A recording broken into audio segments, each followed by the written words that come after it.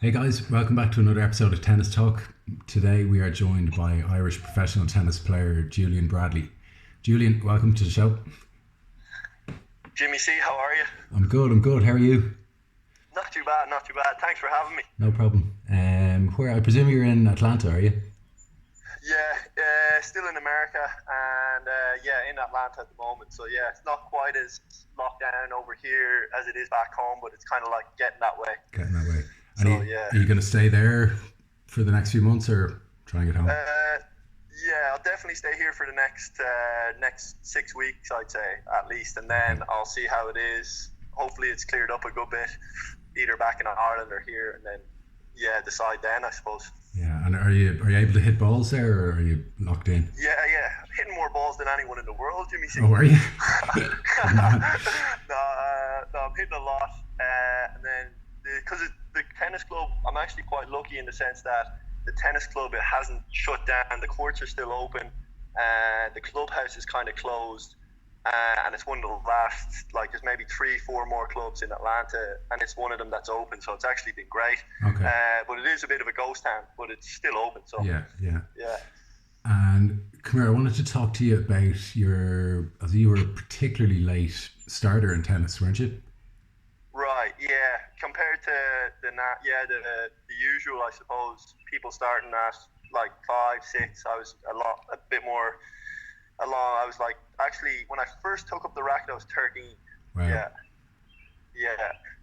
So it was much later than your usual. I remember it was in first year. It was like first year of secondary school, and it was like the second, like it was after Christmas kind of time. Yeah, so it was around then that I started properly, like actually playing tennis. And it was just a group there was one of the, like, rugby was the main sport. And then there was like, in the last term, obviously the rugby finished up, and there was athletics, like soccer, tennis. I remember just going to the tennis and just kind of really enjoying it. And then from there, I went back home that summer because I was in boarding school. And I went back home, and our family friends, the O'Toole's, Chloe O'Toole, Cormac O'Toole, I think you know them for the Wexford weekend. Yeah, I do. We were actually very friendly, and I would have spent the summers at their house. So I actually owe them a lot because they were mad into the tennis, and I would have spent a lot of time basically just staying at their house, and from there, just kind of kept with it. Yeah. And you were in college for a while, weren't you? Yeah, well, a good while. Yeah, Yeah. I did college Oh, you're studying extortion or dentistry, sorry. Yeah, I went then, when I finished up secondary school, I went to Trinity for 2 years, did a couple of years of dentistry before putting it on hold. And then I went, always wanted, like, kind of, I suppose from 17, 18, kind of like would have loved to go to the States on a scholarship, but didn't really know how to go about it. Didn't really have that many junior results. I wouldn't have been even seeded really in Fitch. Like, I remember I played qualies actually 18s. I remember I Right. played the qualifying under 18 in Fitch because I only played it twice, and I was in the qualifying under 18s and then maybe won a round.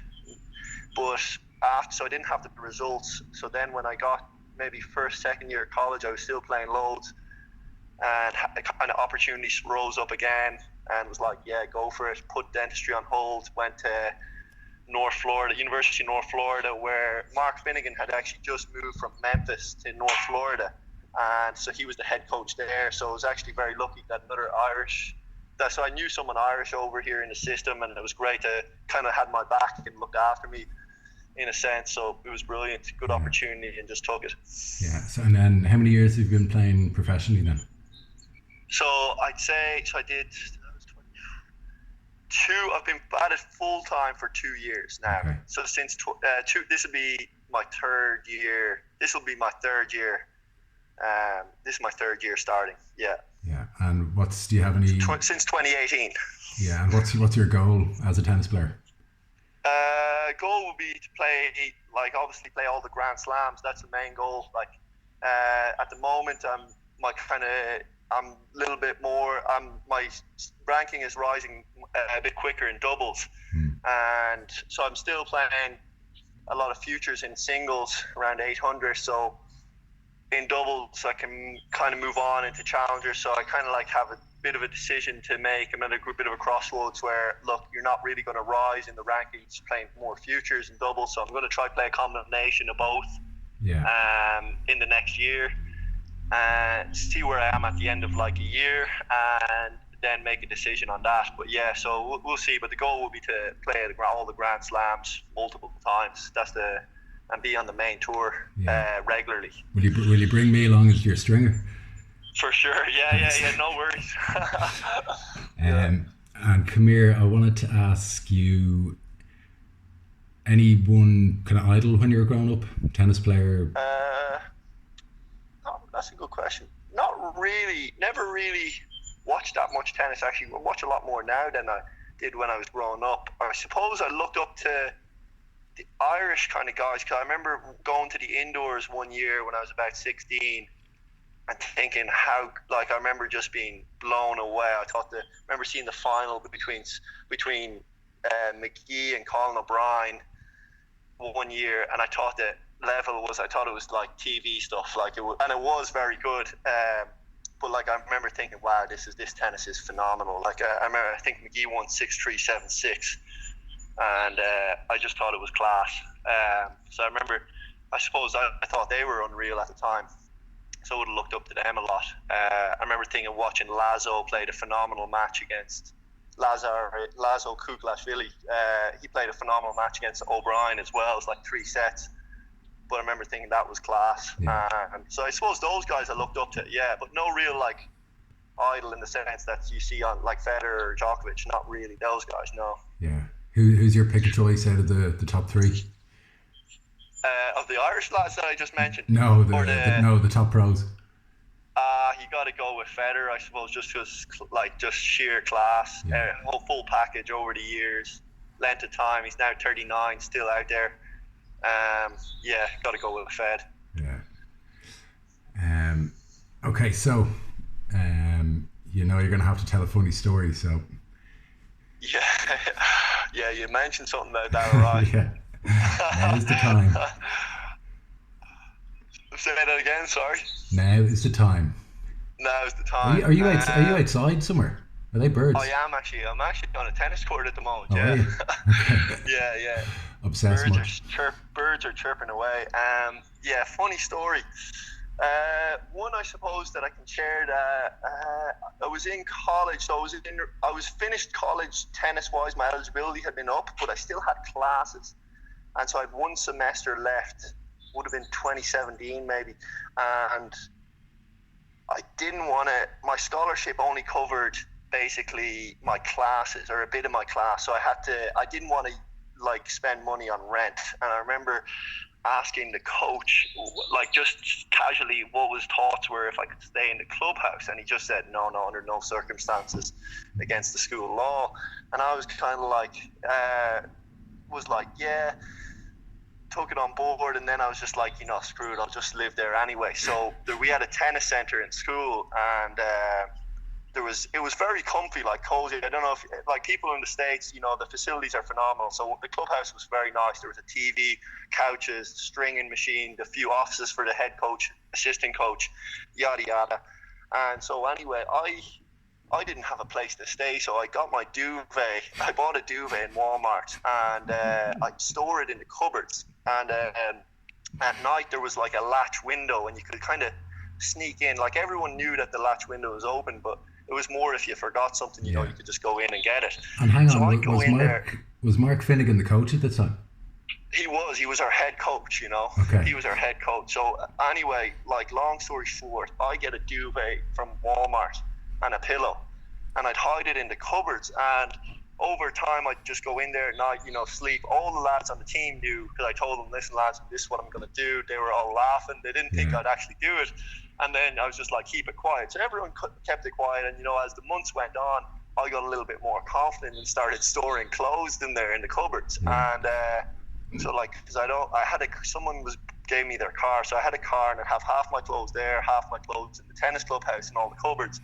And I remember one morning Mark was going around, Coach Finnegan was going around looking for the stringing tools for the stringing machine, and he's looking in all the cupboards, and I can kind of see him searching out the corner of my eye, and I'm like, oh Jesus, he's not going to open up so he opens up the bottom one, and there's a load of Fila socks, and he knows that I'm the only one with these Fila socks, and he looks at me and he goes, have you been living here?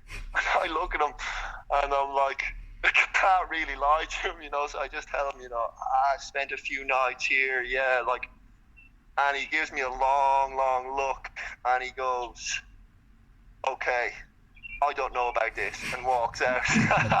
so that was that part of it. So I was thinking, here I am, I'm fine, I'm golden for at least another month and a half. I think I left. Yeah. So it keeps going on. People know a little bit more about it now. And one night I'd go in there at night, and the TV was on, and you'd have HBO. There was great movies on every night, so I was watching movies most nights. And one night I just fell asleep, and there was left the TV on, and you'd have, in America on the campuses and universities, you'll have the campus police will do a patrol, and obviously they can see through the window of the clubhouse, that the TV's still on. So I was asleep, and I can wake up to the door kind of battering, not like I can hear the key being going through it. It's being opened, and I look up and I just see this policeman walks through, and we just both look at each other. He's shocked, I'm shocked. No one says a word. You're in your pajamas. I just have my boxers on, So I'm just there. He's looking at me, and I don't know what to say. So I think I just say how are you? And then he just looks at me, and he pulls a straight 180 and walks out the door. And then I'm like, well, that could have went a lot worse. I'm thinking he could have made me stay at the campus place the night, but he didn't. He let me stay on. So I didn't really think much. And the next morning, Mark comes up to me, puts a thing in the group chat with the whole team, and he's like, Jules, you've been busted. Yeah. The university wants to know who's sleeping there, and they want you to sort it out, want us to sort it out, so you're gone. But I only had a few more weeks left, so you're evicted. That was probably one story. Yeah, I was evicted. But I lived rent free, so yeah. So okay. Good. So are you ready to play the quiz? Yeah. Okay. Question. More ready than Mike Johnston. Well, it wouldn't be difficult. Okay, question 1. Right. If you win a best of 5 set match without losing a point, how many points will be played in the match? Best of 5. So you 15 seconds from now. 120 points. No, 72. Best of, jeez, that's rookie. Yeah. Okay, question 2. Yeah. What is the name of the second largest stadium at Roland Garros? Second largest. Ooh. Suzanne Longlong. Yes, correct. Maybe the pronunciation, maybe not spot on, but you get a point. Yeah. Question 3. What decade was the first steel tennis racket introduced to the game? Steel tennis racket. Jimmy Connors is your clue. Yeah, Jimmy Connors. Yeah. Late 70s, early 80s. Gotta go with late 70s, early 80s. Early 80s? No. 60s actually. Wow. Jeez. Okay, so are you a proud member of Carlow Tennis Club? Yeah, I don't know if I'm a member, but I am proud to be a part of it, yeah. Okay, I'm going to give you 5 years either side. What year was Carlow Tennis Club founded? Oh, jeez.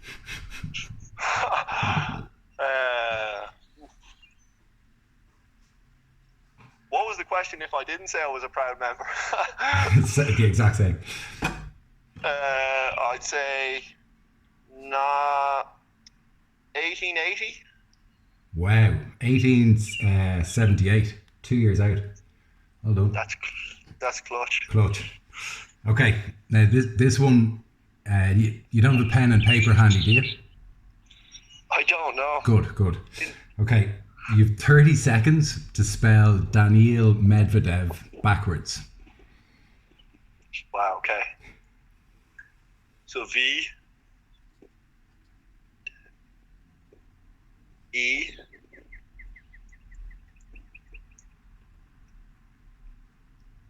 Close your eyes there, by the way. E. How many? So what am I on? VED. VED, yeah. You have to close your eyes from now on.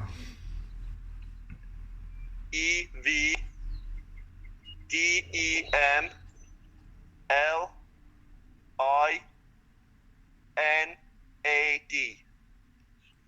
Julian Bradley.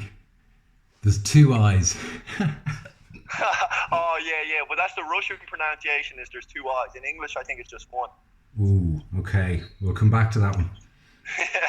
That's a point, James. I don't think so.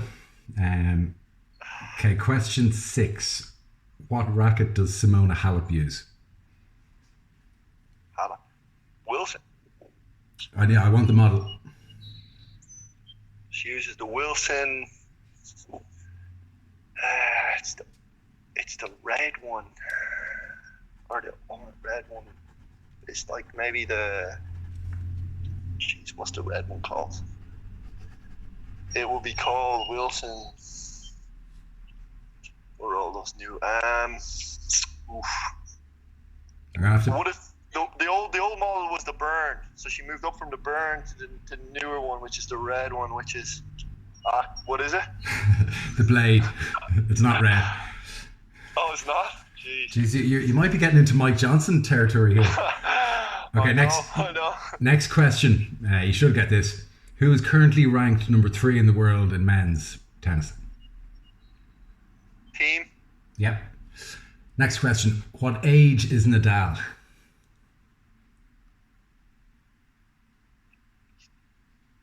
Okay, 1986 or 7. So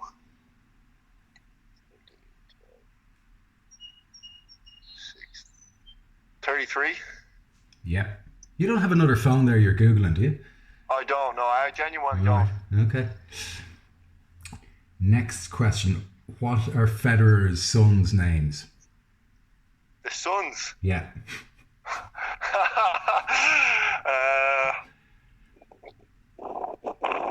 Gonna go name one of them Roger. I'll just stop you there. Lenny and Leo. Oh jeez. Sound like two bar bums. And last question. How many Americans in the top 10 in the ladies' rankings? That's a tough question. Gonna go with. Jeez. I think you need this, or you're in joint last place with Mike. 2 maybe. Yeah, 2. Wow. So that's 5, and I'm not giving you Medvedev. That was the whole trick. The two eyes. The 2 eyes. Fair enough. Yeah. So thanks for joining me, Julian. If there is a bit of a full lockdown, you know that the courts have been closed here. You might come back on, particularly for a chat to kind of aimed at junior performance players and what they can do. You might be doing the same thing. What they can do to keep their fitness levels, keep their eye in, etc. Yeah. If there is a somewhat long lockdown, so I know. Yeah. I know a lot of the kids and parents are keen for them to stay fit and active, and I think, somewhat active. Yeah. Yeah. For sure. So yeah, you'll come back. Yeah. Super. Thanks a million, Julian. And thanks a lot. Thanks, guys, for joining us. We'll talk to you tomorrow. Thanks a lot for having me. See you, Jules. Good luck.